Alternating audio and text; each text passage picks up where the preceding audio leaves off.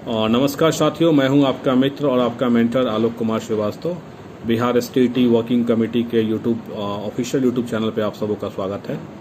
और जैसा कि आप सभी जानते हैं कि आज हम लोग शिक्षा मंत्री से मिलने गए हुए थे। मैं और सत्येंद्र कुमार सिंह जी पटना के हैं, वो दोनों लोग हम लोग आज गए हुए थे शिक्षा मंत्री से मिलने के लिए। और शिक्षा मंत्री जी ने स्पष्ट शब्दों में कह दिया है कि जब तक छठा चरण कंप्लीट नहीं होगा आप लोग का प्रोसेस शुरू नहीं होगा। और एक चीज़ नया ये था कि उन्होंने बताया कि हो सकता है कि वो और आपकी बहाली दोनों साथ भी हो सकती है, लेकिन पहले और छठा चरण के बारे में जो केस अटका हुआ है हाई कोर्ट में, उसको पहले ख़त्म हो जाने दीजिए, उसके बाद ही कुछ बहाली के दिशा में कदम हम लोग आगे बढ़ाएंगे। तो ये स्पष्ट है कि ब्लाइंड फेडरेशन वाला केस जब तक ख़त्म नहीं होगा तब तक जो है आगे बढ़ना पॉसिबल नहीं है। और अब मैं बता दूं आपको कि एसटीटी पे भी बहुत सारे केसेस हुए हैं।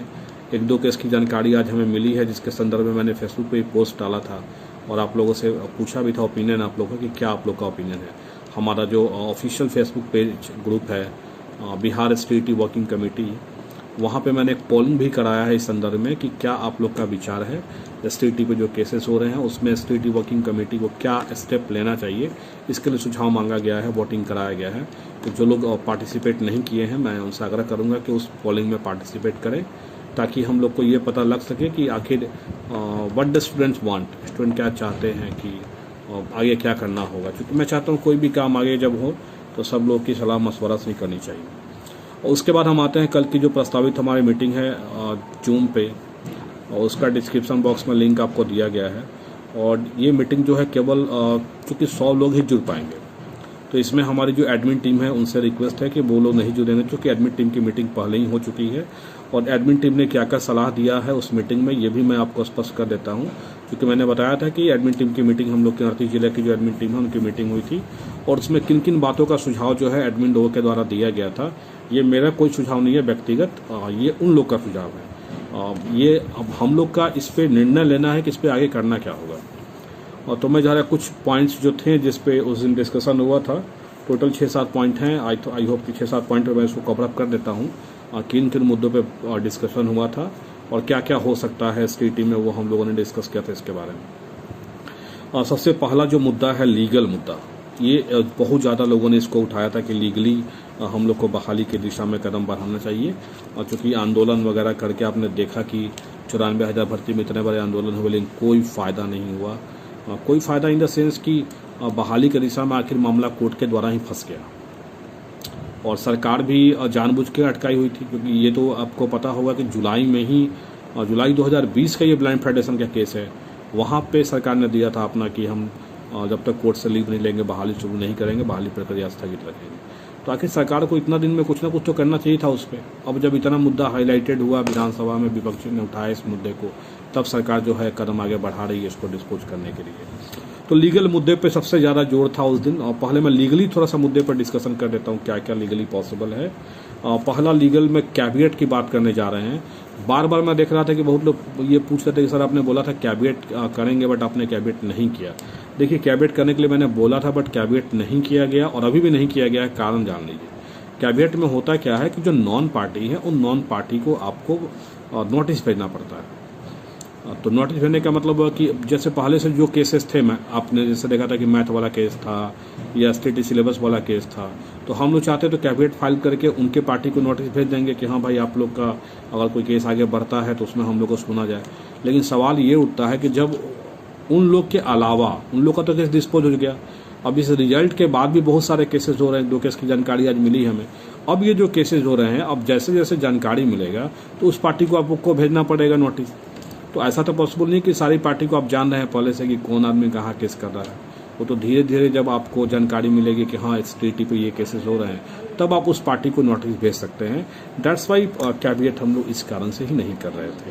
तो यही कारण है कैबिनेट नहीं करने का, क्योंकि आपको पार्टी नॉन नहीं है पहले से, इस कारण से कैबिनेट नहीं कर पा रहे हम लोग। और यही एक कारण है कि कैबिनेट करने में हम लोगों ने देरी किया, क्योंकि हम लोग को 2 पार्टी तो पहले से नॉन था, लेकिन आगे अब नए नए पार्टी आ रहे हैं उसके बारे में जानकारी नहीं थी। यही कारण था कैबिनेट फाइल नहीं करने का। और दूसरा हम लोग आते हैं रीट के बारे में। रीट पे भी चर्चा हुई थी उस दिन कि रीट केस किया जाए। हम लोग जितने भी पास अभ्यर्थी हैं वो रीट केस करेंगे कि हमारी बहाली की जाए। तो रीट में जाना ज़्यादा मेरे समझ से सही नहीं रहेगा, और बिकॉज जानते हैं STT एक पात्रता परीक्षा है, भले ही कॉम्पिटेटिव नेचर का इस बार हुआ है, लेकिन केवल STT पास कर जाना आपको रोजगार की गारंटी नहीं है और उसका आपके ऊपर दावा नहीं है कि आपको नौकरी देने के लिए सरकार बाध्य है। यहाँ पर कोई फंडामेंटल राइट का वायलेशन आपका नहीं हो रहा है, इसलिए रीट में जाना पॉसिबल नहीं है। अब आते हैं कि हम लोग कहाँ कहाँ जा सकते हैं और क्या क्या कर सकते हैं। पहला तो हम लोग इंटरवेनर की बात भी बहुत लोगों ने कहा था उस दिन हमारे एडमिन टीम से कि इंटरवेन करना है, जो भी STT रिजल्ट पे केस होगा उस पर इंटरवेन करना है। और जो कि रिजल्ट अभी निकला है और अभी 3 विषयों का रिजल्ट अभी बाकी भी है, तो कम से कम मई के फर्स्ट वीक में तो इन लोग का रिजल्ट ही आएगा। दूसरा बात है कि अभी सरकार भी बहाली के दिशा में कब कदम उठाएगी, छठा चरण कब कंप्लीट होगा या कहीं उसके साथ ही हम लोग की बहाली होगी। तो मान लीजिए अगर देर होगा 1.5-2 महीना जो भी हो, तो कहीं उस ड्यूरेशन में अगर कोई केस के द्वारा कोई हम लोग को हार्मफुल हो गया STT रिजल्ट, तो हम लोग के लिए दिक्कत हो सकता है। इसलिए उस दिन सब लोगों ने सुझाव दिया था कि आप केस में इंटरवेन करिएगा, ऐसा एडमिन टीम का सुझाव था। नेक्स्ट आते हैं PIL के बारे में। लीगल सारे ओपिनियन में क्लियर कर देता हूँ। PIL के मुद्दे पे हम लोगों ने ज़्यादा फोकस किया है और हो सकता है कि हम लोग PIL के थ्रू ही जाएंगे। PIL इसलिए जाएंगे कि पब्लिक इंटरेस्ट लिटिगेशन जो है, सबसे पहले तो इंटरटेन बहुत अच्छी तरीके से होता है और ये खुद चीफ जस्टिस के बेंच में डायरेक्ट इंटरटेन होता है, डबल बेंच में। सिंगल बेंच भी जाना नहीं पड़ेगा, डायरेक्ट डबल बेंच में इंटरटेन होता है। दूसरी बात है कि PIL में हम लोग किस तरह से जाएंगे, तो PIL में हम लोग डिफरेंट जो हाई स्कूल खुले हैं और बहुत सारे जगहों पे, या डिफरेंट हाई स्कूल खुलने वाले हैं, तो उन हाई स्कूल जो जहाँ पे खुल रहे हैं, आपने देखा होगा कि कल पेपर में निकला हुआ था कि एक स्कूल है, 165 स्कूल है जहाँ से कोई भी बच्चा प्रथम श्रेणी से पास नहीं कर पाया। तो इस तरह के डाटा कलेक्ट करने पड़ेंगे कि वैसे स्कूल जहाँ पे टीचर नहीं है, हाई स्कूल खुल चुका है, टीचर नहीं है, बच्चे परीक्षा दे रहे हैं बोर्ड के, कोई फर्स्ट डिवीजन से पास नहीं कर पा रहा है, या फिर मान लीजिए किसी पेरेंट्स के बच्चे पढ़ रहे हैं स्कूल में, सरकारी हाई स्कूल में, और वहाँ टीचर 500 बच्चे हैं, टीचर 2 अपॉइंटेड है, तो वहाँ वैसे पेरेंट्स के थ्रू हम लोग PIL करवाएंगे। यानी PIL के लिए हम लोग कोई पार्टी ढूंढेंगे जिसके थ्रू हम लोग PIL करवाएंगे और वो लोग ये PIL करेंगे कि हमारे बच्चे स्कूल में पढ़ रहे हैं और हमें टीचरों की ज़रूरत है। और ऐसे कितने भी स्कूल हैं बिहार में जहाँ पे बिना शिक्षकों के ही हाई स्कूल और +2 में चल रहा है, जहाँ पे 1 से 2 शिक्षक हैं, कहीं पे शिक्षक ही नहीं है, केवल नाम के लिए हाई स्कूल +2 चलाया जा रहा है। तो इन सारे मुद्दों पर अगर हम लोग जाके सरकार को घेरेंगे तो हो सकता है कि कोर्ट हम लोग के फेवर में जाए। हो सकता है, मैंने वर्ड इसलिए यूज़ किया कि कोई चीज़ की गारंटी पहले नहीं होती है, लेकिन मोस्ट प्रोबेबली ये चांसेज है, क्योंकि बच्चों की पढ़ाई उनकी एक फंडामेंटल राइट है। आर्टिकल 21A में आप जानते होंगे संविधान के द्वारा शिक्षा का अधिकार उनको मिला हुआ है। तो मान लीजिए जहाँ पे पढ़ाई नहीं हो रही तो वो तो कह सकते हैं ना कि 6 से 14 साल के बच्चों को मुफ्त शिक्षा और अनिवार्य शिक्षा मिलनी चाहिए। और अनिवार्य शिक्षा मिलेगी कहाँ से जब टीचर ही नहीं रहेंगे, तो बिना टीचरों का शिक्षा तो होगा नहीं। तो एक PIL बहुत इंपॉर्टेंट चीज़ था, 2 बिंदुओं पे PIL और एक इंटरवेनर, यानी जितने भी STT में केस होंगे उसमें इंटरवेन किया जाए।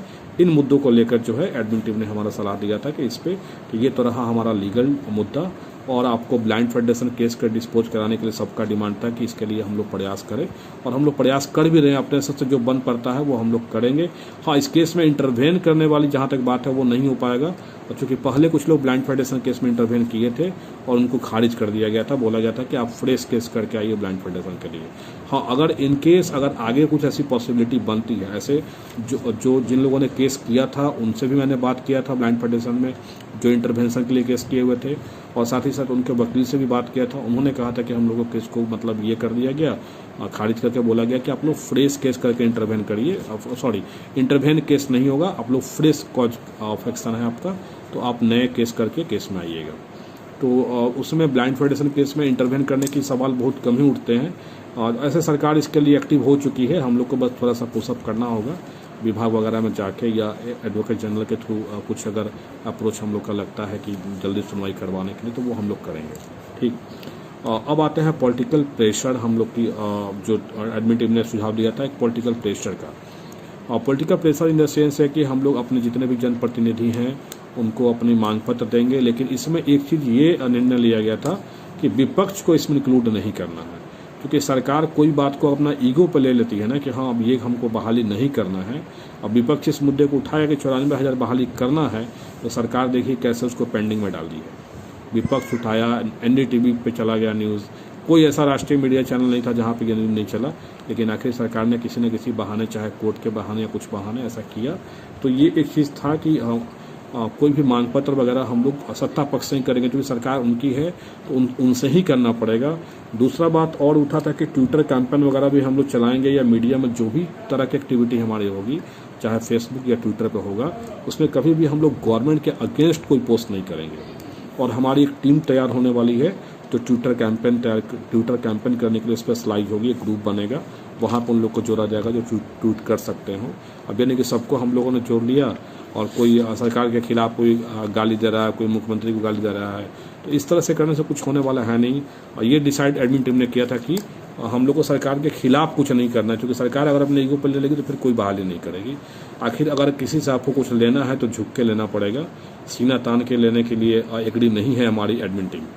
यानी एडमिन टीम का मानना है कि सरकार को हम लोग प्रे करके अपनी बातों को मंगवाएं, इसके लिए हमें ज़्यादा प्रयास करना है। और दूसरा एक और मुद्दा आया था STT सर्टिफिकेट मिलने का, कि STT सर्टिफिकेट मिल जाएगा, उस सर्टिफिकेट मिलने के बाद जो है तब हम लोग आगे प्रयास करेंगे कि क्या क्या हम लोग जो भी करना होगा। ऐसे PIL वगैरह जो करना है उसमें तो खैर STT रिजल्ट का हम लोग सर्टिफिकेट का वेट करें ना करें उससे कोई फ़र्क नहीं पड़ने वाला है, क्योंकि PIL में हम लोग ना पार्टी बनेंगे और ना हम लोग उसमें कुछ इन्वॉल्व होंगे।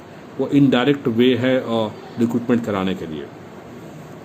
और नेक्स्ट एक चीज़ और आया था उस दिन की, हम लोग शिक्षा मंत्री से मिलके अपनी बातों को रखे, 7वां चरण नहीं है, और ये बात तो मैंने आज खुद रख भी दिया है, लेकिन कुछ इस पर हो नहीं पाया। शिक्षा मंत्री जी ने वही बात दोहराया। ऐसे उन्होंने कहा है ये बात कि हो सकता है कि 6ठा चरण और आपका दोनों लोग का साथ भी कर सकते हैं, लेकिन पहले ब्लाइंड वाला केस को पहले डिस्पोज होने दीजिए, उसके बाद ही कुछ होगा।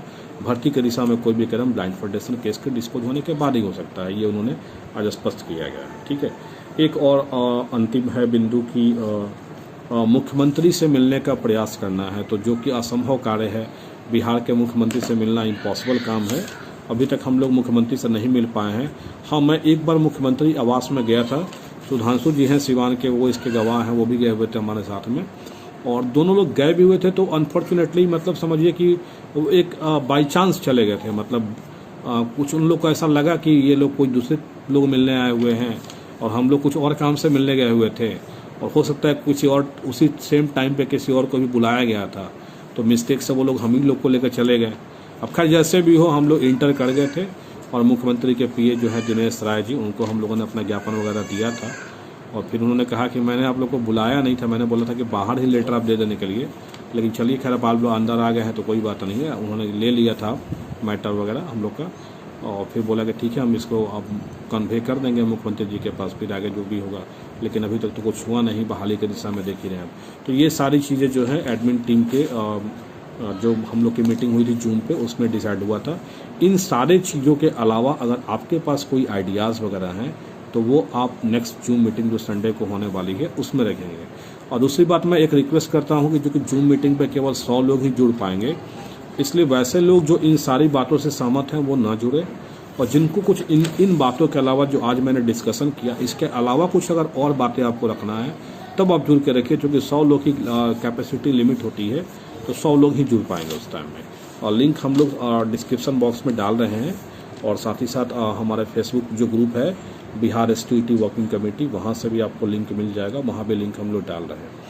एक चीज़ मैं और कहने वाला हूँ कि सामाजिक विज्ञान और कंप्यूटर साइंस, इसको लेके बहुत ज़्यादा दुविधा हो रही है, और दुविधा इन द सेंस कि बार बार लोग कह रहे हैं कि ज़्यादा सीट है, ज़्यादा सीट है।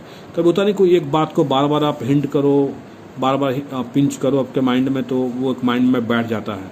तो एक तरह से ऐसा मतलब फीलिंग आने लगता है कि कहीं ऐसा तो नहीं कि ज़्यादा रिजल्ट दे दिया गया है कंप्यूटर साइंस सोशल साइंस में। ऐसे विभाग या कोई भी अधिकारी इस बातों से पूरी तरह से इनकार कर रहे हैं, लेकिन चूंकि बार बार लोगों ने ऐसा पिंच किया है, और दूसरी बात जब RTI किया गया, रिजल्ट ऑलरेडी पब्लिश थे जिस विषय का, उसका भी जवाब नहीं आया, तो थोड़ा सा मन में शंका उत्पन्न हो ही जाता है किसी के भी आदमी के। तो हम लोग थोड़ा सा वेट करना पड़ेगा, 15 मई के बाद ही हो सकता है कि RTI का जवाब आए। लेकिन विजय चौधरी जी ने, यानी हमारे शिक्षा मंत्री ने आज फिर से आश्वस्त किया है कि जितने लोग के रिजल्ट हैं उतने लोग की नौकरी पक्की मान के चलिए आप, मोटा मोटा इतना बात उन्होंने फिर से आश्वस्त किया है। और तो फिर से मैं लास्ट और लिस्ट बस यही कहूँगा कि जो भी हमारे मीटिंग में जुड़ेंगे, इन सारे चीज़ों के अलावा कोई अगर और आपके पास आइडियाज़ होंगे तो वही जुड़ेंगे, बाकी ऐसे जुड़ने से कोई फ़ायदा नहीं है, क्योंकि 100 लोग की लिमिट है। इसलिए कोई और अगर आइडियाज़ आपके पास होंगे तो फिर आप जुड़िएगा। चलिए, धन्यवाद आप तब तक के लिए।